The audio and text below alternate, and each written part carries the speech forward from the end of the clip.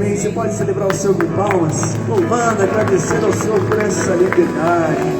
Aleluia, aleluia. Você que é guardião, as crianças, os guardiões, os professores, vocês podem ir para a classe agora de vocês. E você que permanecerá aqui no culto, por favor, tome seu assento. E vamos separar esse tempo de palavra do Senhor. E eu quero desafiar você a abrir seu coração.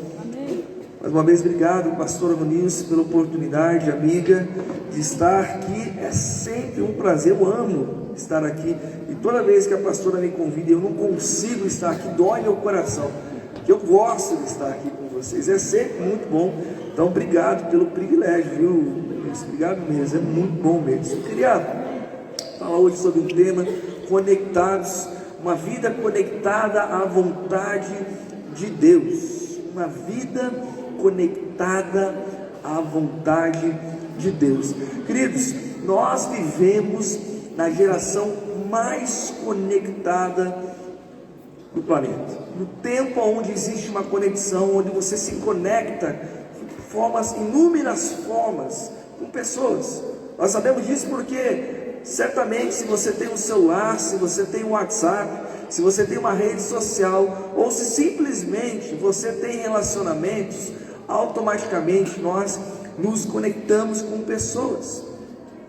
Mas existem estudos atuais aí, onde nós podemos ler artigos que mostram que mesmo com tanta conexão com pessoas que nós temos, com tantos relacionamentos, as pessoas ainda elas se sentem solitárias.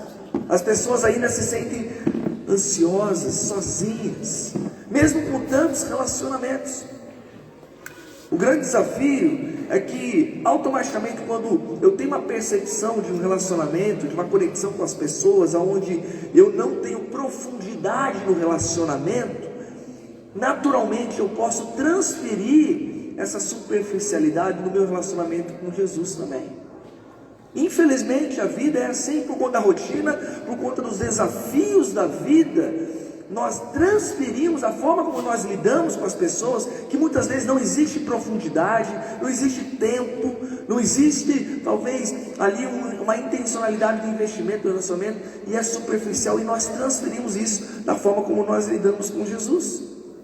E nós achamos que pelo fato de nós fazermos algumas rotinas espirituais, como vir ao culto, como ir a um pequeno grupo, como ler a Bíblia, escutar louvor, como simplesmente orar, a gente entende que isso é suficiente pelo estar conectado à vontade de Deus. Isso é importante, isso é essencial na nossa caminhada com Deus. Mas será que é só isso? Será que o fato de eu estar aqui domingo após domingo garante que eu estou conectado diante da vontade de Deus? E é sobre isso que nós vamos falar essa noite. Abra sua Bíblia no livro de Romanos, capítulo 12. Nós vamos ler os 2 primeiros versículos desse capítulo. O apóstolo Paulo trazendo um desafio para as nossas vidas. Vai aparecer também no telão, mas se você tem a sua Bíblia, abre, faça marcações aí, anote aquilo que o Espírito Santo vier trazendo nesse tempo de conversa. Romanos capítulo 12, os 2 primeiros versículos ali. Portanto, irmãos, rogo-lhes pelas misericórdias de Deus que se ofereçam em sacrifício vivo, santo e agradável a Deus. Este é o culto racional de vocês. Não se amolde ao padrão deste mundo, mas transformem-se pela renovação da sua mente, para que sejam capazes de experimentar e comprovar a boa, agradável e perfeita vontade de Deus. Amém. Paulo, ele está escrevendo aqui para os cristãos que viviam em Roma. Roma é o centro de uma cultura poderosa, porque o paganismo lá, onde existiam vários deuses que eram adorados por aquele povo, por aquela cultura. Então, de alguma maneira, Paulo estava lembrando aqueles cristãos: olha, vocês não podem se amoldar ao padrão deste mundo. Vocês têm uma conexão com Deus que não pode refletir a essa cultura não pode impor em vocês valores a tal ponto de vocês negociarem às vezes a fé de vocês. Para ele, o verdadeiro culto, quando nós vamos conversar um pouquinho sobre isso, mas o verdadeiro culto não acontecia apenas no templo, mas era uma entrega total de vida ao Senhor. Era uma entrega total. quando eu delimito a minha vida com Deus em apenas algumas questões que eu faço, eu começo a delimitar aonde é que Deus fala comigo. Aqui eu estou adorando a Deus, aqui eu não estou adorando a Deus. Aqui eu sirvo ao Senhor, aqui eu não sirvo ao Senhor. Eu começo a delimitar isso. E quando nós entendemos que a conexão com Deus, estar conectado com Deus ou com a vontade de Deus, é muito mais do que um momento ou outro, mas é a minha vida em adoração ao Senhor. Conexão com Deus exige uma entrega total. Por isso que o apóstolo Paulo ele fala ali no versículo 1, onde ofereçam-se em sacrifício vivo, santo e agradável. Este é o culto racional de vocês. O ofereçam-se aqui é uma entrega voluntária e contínua. A palavra aqui, quando nós olhamos, estudando esse texto, significa colocar-se à disposição ou apresentar-se como oferta. E não é algo pontual, não é só agora ou só um momento, mas é algo contínuo, diariamente, é dessa maneira.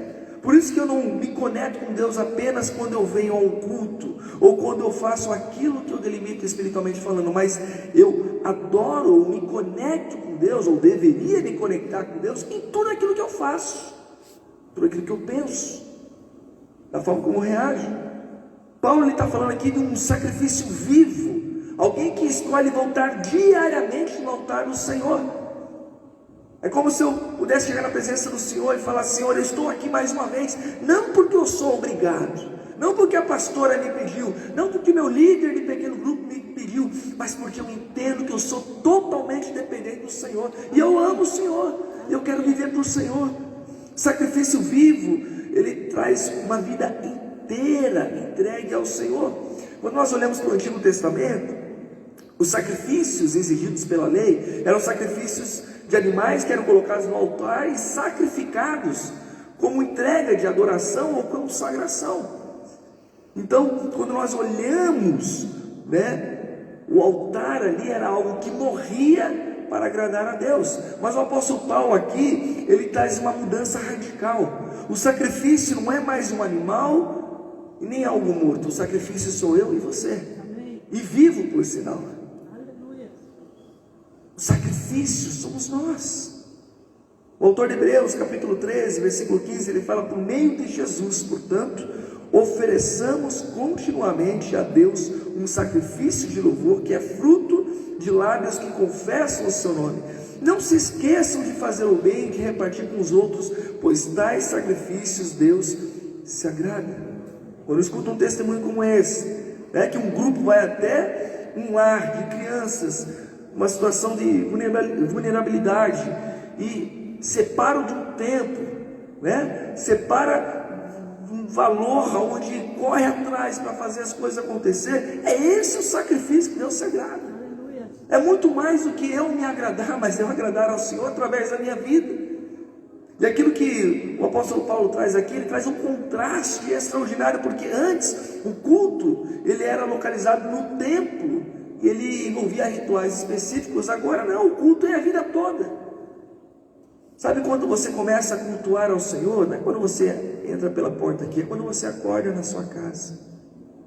Você começa a cultuar o Senhor com as suas decisões. Você começa a cultuar o Senhor com os seus pensamentos, com as suas atitudes. Tudo que eu faço faz parte de adorar ao Senhor. Não é num local ou num momento específico, mas é a minha vida por completo. O sacrifício vivo é a entrega de toda a vida como uma expressão e reconhecimento de adoração ao Senhor. Não é apenas um momento, mas é um coração conectado na presença do Senhor. Quando você olha para a sua vida, quando você olha para as suas atitudes, para a sua história, você tem uma vida conectada com Jesus? Ou você se percebe desconectado, desconectado? John Stott, ele fala que a adoração cristã não se limita a cultos e cânticos, mas é expressa em oferecer a si mesmo, mente, corpo e vontade em sacrifício diário. Um sacrifício vivo é alguém que está morto para o pecado e vivo para Deus. Morto para o pecado. É o que nós acabamos de cantar aqui: eu sou livre. O pecado não pode mais me aprisionar, embora eu luto contra o pecado, mas ele não me aprisiona, porque eu tenho liberdade em Cristo Jesus. Isso significa que os seus relacionamentos são parte do seu culto. Isso significa que o seu trabalho é parte do seu culto.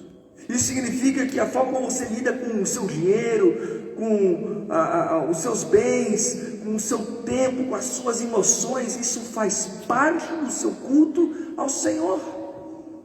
Por isso que nós não delimitamos, por isso que nós não falamos, olha, agora sim nós estamos em culto. Obviamente que formalmente, isso sim, a igreja se reúne aqui aos domingos, às 19 horas para adoração, às 18 para estudar a Bíblia, mas muito mais do que isso. E quando saímos aqui, acabou o nosso culto ao Senhor? Acabou a nossa adoração ao Senhor? O sacrifício vivo não é um ato único, mas é um estilo de vida. Aleluia. Qual é o estilo de vida que você tem? Qual é o estilo de vida? Quando as pessoas olham para você, elas percebem alguém que é apaixonado por Jesus e tem uma vida transformada, ou alguém que não reflete isso? Não ofereça a Deus só momentos de domingo. Ofereça ao Senhor a segunda, a terça, a quarta, toda a sua semana, a sua vida, ofereça. Tudo é altar, tudo é culto. Isso é estar conectado com o Senhor. É isso que é estar conectado com o Senhor. Sem entrega não há intimidade, sem consagração não há transformação. Nós precisamos caminhar diariamente. Por isso que não é um ato pontual. Eu posso aceitar Jesus, mas o que a minha vida vai ser mudada a partir de agora? Eu posso entregar ao Senhor essa semana de jejum e oração, e eu vou com fé orar, eu vou interceder, eu vou clamar.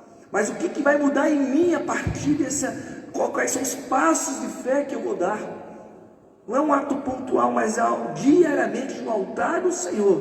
Senhor, a minha vida pertence a Ti, é para a Tua honra, para a Tua glória. Por isso que o apóstolo Paulo continua, e conexão com Deus, ele transforma de dentro para fora. Quando nós estamos conectados com o Senhor, a primeira parte do versículo 2, ele fala, não se amoldem ao padrão deste mundo, mas transformem-se pela renovação de sua mente. O não se amoldar aqui não tome forma deste século ou deste mundo. Quais são as modas que nos chamam a atenção?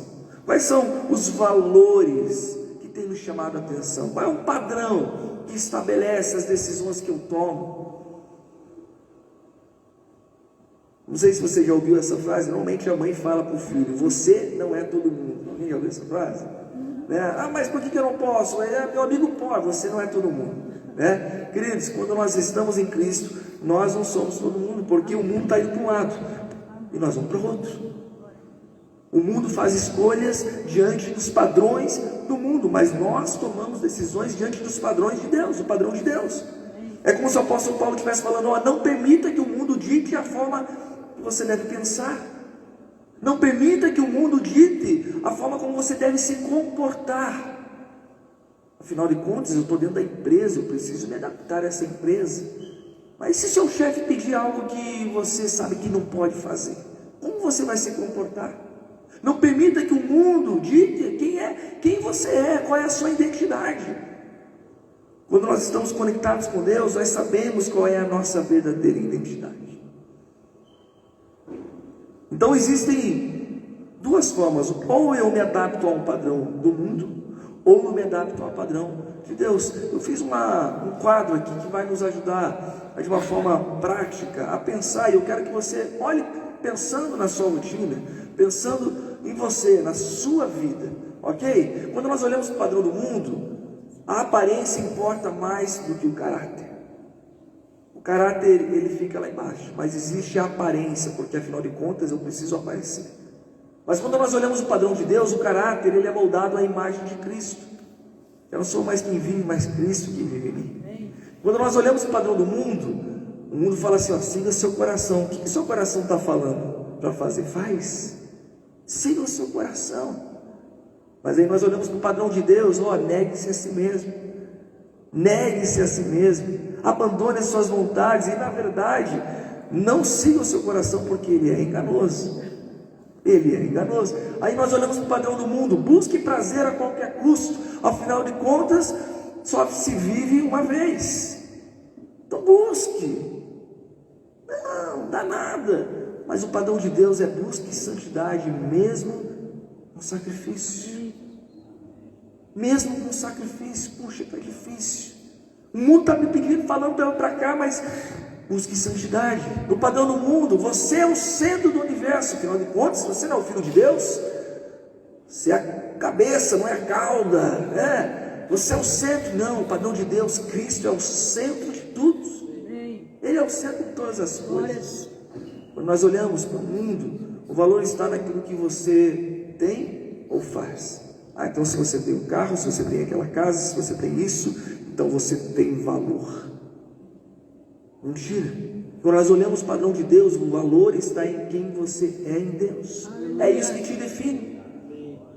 Por isso, quando nós participamos da ceia do Senhor, e quando nós entendemos que o sangue de Jesus, ele nos limpa, nos purifica de todo pecado, Jesus olha para nós a partir desse sangue.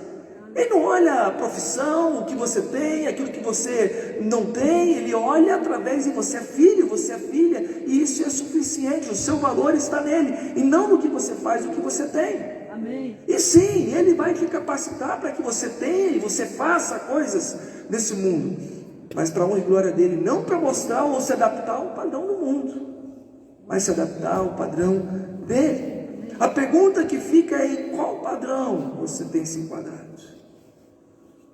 Olha para a sua realidade, olha para a sua vida, olha para as suas atitudes, para os seus pensamentos, em qual padrão se encaixa. Quando nós estamos conectados com Deus, nós entendemos que nós não podemos mais viver o padrão deste mundo, porque se eu ainda continuo vivendo o padrão deste mundo, eu não estou conectado com o Senhor. Por isso que é muito mais do que uma atitude pontual. Eu aceitei Jesus, ou eu li a Bíblia, eu fui no culto. Todo domingo eu estou no culto, pastor. Mas será que isso é suficiente para você estar conectado a tal ponto de não mais viver ao padrão do mundo, mas viver o padrão de Deus? Você não precisa se parecer com o mundo, mas você precisa ser transformado para poder impactar este mundo. Essa é a nossa missão como Cristo, aquilo que Cristo nos deixou como discípulos do Senhor Jesus.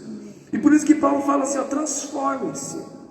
E a transformação não é uma mudança, um ajuste, um pequeno ajuste. Faça só isso aqui, só ajuste isso aqui que já está bom. Não, mas é uma transformação total da essência.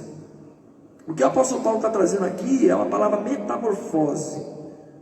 Metamorfose é como uma lagarta ali, que se transforma na borboleta. É a mesma criatura que viveu alguns processos. É a mesma criatura, mas ela mudou a forma, ela mudou a essência, ela se transformou. Quem se conecta com Deus não apenas melhora, mas é transformado. Você foi transformado já? Você já foi transformada? Não é sobre mudar algumas atitudes, mas é ser uma nova criatura. É aquilo que o apóstolo Paulo fala em 2 Coríntios capítulo 5, versículo 17. Portanto, vamos ler juntos? Portanto, se alguém está em Cristo, é nova criação. As coisas antigas já passaram, eis que surgiram coisas novas. Eu estou caminhando e eu entendo que a minha vida pertence ao Senhor. Eu me entrego por completo. Então eu dou um giro de 180 graus. Eu estava indo para lá, e a cultura e o padrão do mundo continua. E a pressão vem, mas eu tenho uma nova identidade, eu caminho com Cristo, eu tenho um padrão novo a ser seguido. Se você está em Cristo, a nova criação, as coisas antigas ficaram para trás, eis que surgiram coisas novas. Você está conectado com Deus a tal ponto de viver essa nova identidade em Cristo Jesus? Você está conectada com Deus a tal ponto de perceber as mudanças daquilo que Ele fez na sua vida? Você consegue perceber isso? Aí Paulo fala sobre uma renovação da mente. O que é isso, renovação da mente? É na mente que se formam os pensamentos. É na nossa mente que se formam as decisões, as intenções, os valores, os julgamentos. Em outras palavras, a mente direciona o meu jeito de viver. Quantos aqui já assistiram aquele filme Divertidamente? Né? Tem ali as emoções. Então, quando nós renovamos isso, por isso que o apóstolo Paulo fala que não é uma mudança de comportamento, porque a mudança de comportamento ela pode ser forçada. Você não pode mais fazer isso, tá bom, eu vou tentar não fazer mais. Aí passa um dia, passa 2 dias, passa uma semana, opa, puxa vida, eu tentei, não consegui. Então não é uma mudança apenas uma mudança de comportamento, mas é uma mudança de mente, de valor, de entender que não existe mais a possibilidade de ter o padrão do mundo, mas existe um padrão estabelecido para a minha nova natureza. Só assim nós vamos poder discernir e viver a vontade de Deus. Enquanto o mundo continua a nos empurrar a uma velha natureza, aquilo que já passou, aquilo que já ficou para trás, nós permanecemos caminhando, porque nós estamos conectados com o Senhor. Amém. Mas eu só vou conseguir caminhar se eu estiver conectado com o Senhor. Só vou conseguir caminhar se eu estiver verdadeiramente conectado com o Senhor. Por isso que a partir daí nós podemos experimentar a vontade de Deus. Você sabe qual é a vontade de Deus para a sua vida? Quando você olha, às vezes, para uma decisão específica, às vezes por alguma necessidade, você fala, puxa, eu acho que a vontade de Deus é essa. Mas já parou para pensar qual é a vontade de Deus para a sua vida?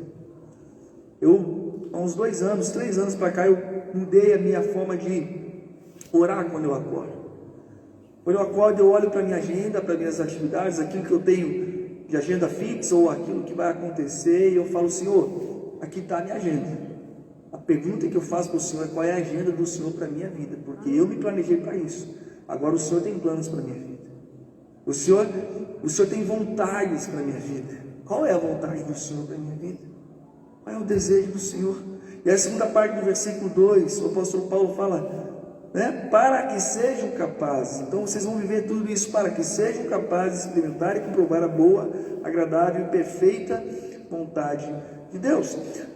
Experimentar aqui, ele está falando, é testar na prática. É testar na prática. Paulo está dizendo que a vontade de Deus não é algo apenas para ser estudado numa escola bíblica. Paulo está dizendo aqui que a vontade de Deus não é apenas para admirar de longe. Puxa, olha lá, olha o que Deus tem feito, e parece que a vontade dele é boa mesmo. Não, o que ele está falando aqui é que precisa ser experimentado na prática, colocada à prova dia após dia. Senhor, eu quero viver essa vontade, eu quero viver a sua vontade. Ela é algo acessível, ela é algo prática. Eu posso estar aqui com um pedaço de bolo, eu como um pedaço de bolo e falo, cara, esse bolo é o bolo mais gostoso que eu comi na minha vida. Você vai olhar para esse bolo, você vai falar, puxa, que bolo bonito. Mas como é que você vai saber se ele é um bolo gostoso mesmo? Se experimentar. A vontade de Deus é assim. Enquanto nós não experimentarmos, nós não saberemos. Enquanto nós não buscarmos intencionalmente, nós não viveremos essa vontade. Só experimentando é que realmente nós saberemos como ela verdadeiramente é. John Piper fala que a vontade de Deus, ela se torna doce à medida que a experimentamos. Não apenas a conhecemos intelectualmente, mas saboreamos sua bondade na prática da obediência. É um reflexo da obediência. É um reflexo da minha obediência, da sua obediência. E na prática nós vamos experimentando. E aí o apóstolo Paulo ele traz aqui 3 características dessa vontade do Senhor, né? Falando sobre boa, agradável e perfeita. Quando nós olhamos para a vontade de Deus como boa, trabalha um pouco da essência, mostra realmente quem Deus é. Alguém tem dúvida que aquilo que Deus tem para a sua vida é bom? Eu não tenho dúvida disso. Só que muitas vezes na caminhada da vida, situações acontecem. Muitas vezes nós temos um diagnóstico que nos preocupa, como nós ouvimos aqui. Muitas vezes as coisas fogem do nosso controle. Mas se eu entendo que Deus, a essência dele é um Deus bom, e a vontade dele é boa, eu preciso transferir ou experimentar essa vontade. Nós podemos lembrar o texto de Jeremias, capítulo 29, versículo 11, né? Porque sou eu que conheço os planos que tenho para vocês, diz o Senhor, né? planos de fazê-los prosperar e não de lhes causar dano. É nessa caminhada, e mesmo em tempos difíceis, eu ser lembrado que a vontade de Deus é sempre boa, apesar de mim. A vontade de Deus é sempre boa, apesar das circunstâncias ao meu redor. A vontade de Deus. Nós precisamos estar conectados com Deus a tal ponto para entendermos que Ele é bom. E aquilo que Ele tem separado para nós vai ser refletido por Ele ser bom. Amém. Aí, o apóstolo Paulo traz aqui a vontade de Deus também ela é agradável. O que é isso? Significa que dá prazer, dá satisfação, dá alegria, tanto para Deus quanto para quem obedece. Se existe algo que eu como pai mais gosto é quando meus filhos me obedecem. Eu me alegro demais. Eles dão risada, eu dou risada também, né? Imagine quando eu e você nós refletimos, falando: Senhor, eu quero fazer a tua vontade. Ele se alegra. É óbvio que ele se alegra. O salmista no Salmos 40, versículo 8, fala: tenho grande alegria em fazer a tua vontade, ó meu Deus. Você tem alegria de fazer a vontade de Deus? Você tem satisfação em fazer a vontade de Deus, ou você simplesmente faz porque é obrigado? Faz porque faz parte da sua caminhada com Deus, então, puxa, eu preciso fazer. Mas Deus se alegra quando nós nos alegramos em fazer a vontade dEle. E o apóstolo Paulo ele traz aqui a vontade de Deus como perfeita. E o que isso significa? Ele é o cumprimento de tudo que Ele planejou. É perfeita porque é completa. Nem mais, nem menos. Completa. Bem diretamente. Filipenses capítulo 1, versículo 6. Aquele que começou a boa obra em vocês, há de completá-la até o dia de Cristo Jesus. Tudo o que realmente nós precisamos, nós temos. Tiago, mas você não conhece minha história. Parece que Deus não está olhando para mim. Parece que as coisas não acontecem. Tudo o que nós precisamos, Ele tem cuidado, Ele tem sustentado. O que Paulo está nos lembrando é: confie no caráter de Deus, mesmo quando você não entende o caminho. Confie. Por isso que estar conectado com Deus faz com que nós confiemos nele, porque Ele é o nosso Pai, Ele é quem cuida de nós. Ontem, esse final de semana, nós tivemos um acampamento dos guardiões lá na IBB Uberaba. E ontem à noite, o meu filho, o Pedrinho, ele estava na barraca, ele estava chorando. E eu falei: se vira lá, né? O líder estava lá, eu falei: se vira lá, cara, dá o teu jeito, né? Eu estou aqui, mas não quero me envolver lá. E vai, mas eu sabia, o Pedro ele é persistente. E ele ficou, acho, uns 40 minutos chorando, choramingando: eu quero meu papai, eu quero meu pai. Aí chegou um momento onde eu fui caminhar lá perto das barracas, lá, enfim, e ele ouviu minha voz. O tio estava no lado dele e falou: puxa vida, cara. Ele ouviu baixinho a sua voz, ele parou de chorar e falou: o meu pai está aqui. Isso me chamou a atenção. Quando o Douglas compartilhou comigo, eu falei: uau, isso que é estar conectado com Deus. Porque quando nós ouvimos a voz dele, parece que a tempestade se acalma. O meu pai chegou. O meu pai está perto. O que Paulo está falando: confie no caráter de Deus. Você quer experimentar essa vontade que é boa, que é agradável, que é perfeita? Escuta a voz de Deus. Quem caminha conectado com o Senhor começa a perceber que a vontade de Deus deixa de ser algo externo e passa a ser uma realidade interna. Por isso que quando nós falamos sobre vida com Deus, estar conectado com Ele significa entrega total. Eu não posso falar: Senhor, eu entrego essa área, eu entrego isso, mas isso aqui, deixa comigo. Eu tenho controle, Senhor, eu sei o que eu faço. Ou eu entrego, ou não entrego. Não existe meio tempo. Ou eu entrego ou não entrego. Senhor, a minha vida é tua, eu me entrego por inteiro. Existe uma entrega total. Você já entregou totalmente a sua vida a Ele? Por isso, quando nós falamos sobre conexão com Deus, essa conexão nos transforma de dentro para fora. E muito mais do que uma transformação de atitude, mas é de mente. Não vivo mais um padrão que é estabelecido, que uma cultura, ou com meus amigos, ou até mesmo às vezes a minha família me impulsiona a viver. Eu falo, não, eu tenho uma nova identidade em Cristo Jesus, e eu tenho um padrão a ser seguido. Não aquilo que as pessoas falam. Eu não sou todo mundo. Eu sou de Cristo Jesus, e isso é suficiente. Por isso, quando nós falamos sobre conexão com Deus, isso faz experimentarmos a vontade dele, que é agradável, que é boa, que é agradável, que é perfeita, e que é boa porque ele tem uma natureza de bondade. É agradável porque ele se alegra quando nós vivemos essa vontade, e é perfeita porque nem mais e nem menos, o suficiente. A pergunta nessa noite, para que nós possamos ter um tempo de oração, de entrega ao Senhor: você está conectado com Deus? Muitas vezes, situações, escolhas, faz a gente perder conexão. Essa semana, no condomínio que eu moro, lá, a Sanepar foi fazer um trabalho e infelizmente a escavadeira acabou afetando o encanamento dos cabos da internet, e todo mundo ficou sem internet lá no condomínio. Algo aconteceu. Muitas vezes isso acontece nas nossas vidas. Nós estamos conectados com Deus, mas às vezes é uma escolha, um pecado. Assim como uma escavadeira vem com tudo e interfere na nossa conexão com Deus. É aquilo que estava tão bom, a gente começa a se desconectar. A pergunta essa noite: você está conectado com o Senhor verdadeiramente?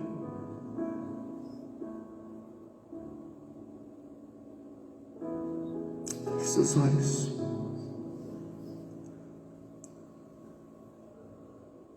Essa é colocar diante do Senhor a sua vida, percebendo se você é alguém que está verdadeiramente conectado na presença de Deus. Se realmente a sua vida, ela não está delimitada apenas aos domingos, apenas aquela música que Deus tem falado contigo, mas se a sua vida, ela está totalmente entregue a Deus, a tal ponto de você entender que o culto que você presta a Ele, que você entrega a Ele, não começa aqui na igreja, começa ao você acordar e falar: Senhor, tudo que eu tenho, tudo que sou, pertence ao Senhor, e mais um dia eu te busco, não porque eu sou obrigado a fazer isso, porque eu entendo que eu sou totalmente independente e careço da sua graça, da sua misericórdia. Quem sabe essa noite você precisa experimentar a vontade do Senhor, que é boa, que é agradável e que é perfeita. Existem áreas da sua vida que você precisa entregar a Ele, consagrar. Eu convido nessa noite todos a se colocarem de pé. Enquanto nós somos ministrados através dessa canção, se Deus falou contigo por conta de alguma área, alguma situação, algo que você deseja entregar ao Senhor, quem sabe você precisa se reconectar na presença do Senhor. Quem sabe você tem delimitado a sua vida com Deus apenas em atividades específicas, aquilo que diz respeito à igreja, e nessa noite você entende que a sua vida por completo é uma adoração ao Senhor. Aquilo que Deus de alguma maneira falou ao seu coração. Antes de eu orar e finalizar esse tempo, se você deseja entregar ao Senhor, eu desafio você a sair do seu lugar e você vir aqui à frente, e nós vamos finalizar esse tempo em adoração e oração. Então, enquanto nós somos ministrados, Deus falou contigo, sai do seu lugar e vem aqui, e nós vamos juntos finalizar esse tempo em oração. Faça esse nome de Jesus.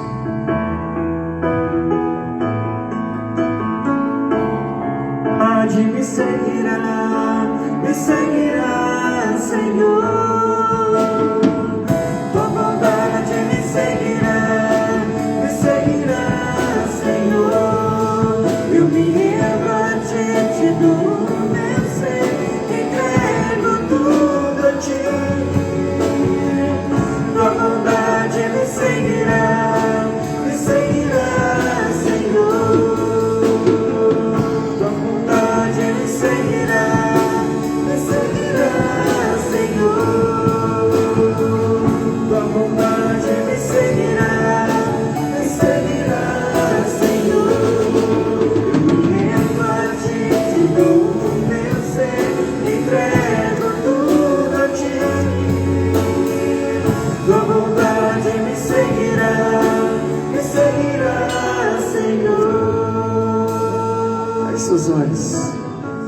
sabe, você está entregando ao Senhor algo, você não quis vir à frente, mas olha o Senhor nesse momento, no seu lugar, consagra a Ele o seu coração. Pai querido, obrigado.